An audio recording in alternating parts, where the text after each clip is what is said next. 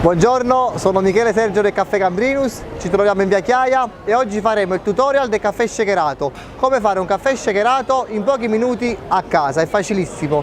Però prima di procedere alla realizzazione di questo caffè vorrei salutare tutte le persone che ci seguono da casa, siete tantissimi, vi ringrazio e poi volevo fare una precisazione. Vorrei dire che finalmente i caffè gourmet napoletani stanno conquistando tutta Italia. Diciamo che mio padre non voleva, perché mi disse: Michele, non spiegare a tutti come si fanno i caffè gourmet napoletani, perché sennò tutti quanti ci copiano. E infatti tutta Italia ci sta copiando, dal nord al sud, tutti che propongono i caffè al pistacchio, alla mandorla, alla nocciola. Però io sono contento, perché vuol dire che Napoli mantiene il titolo di capitale del caffè, perché nel suo piccolo riesce ancora a influenzare tutti gli italiani.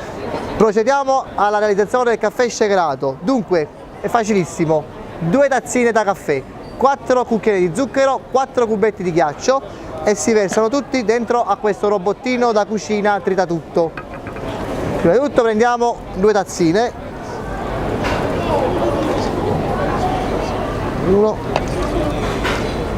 e 2, ai ai ai ai ai,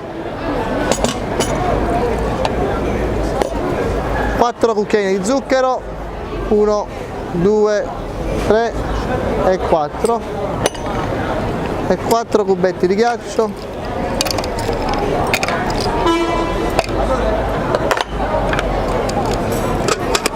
faccio vedere come si fa.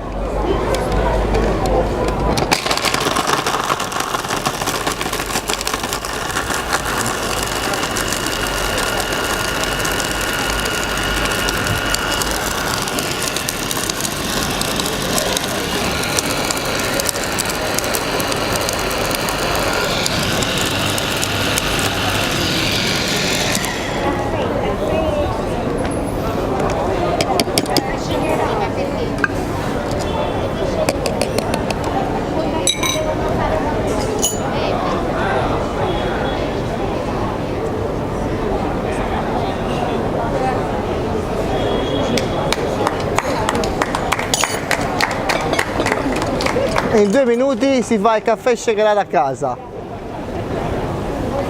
Vi ringrazio, arrivederci, vi aspettiamo a Napoli al Caffè Gambrinus.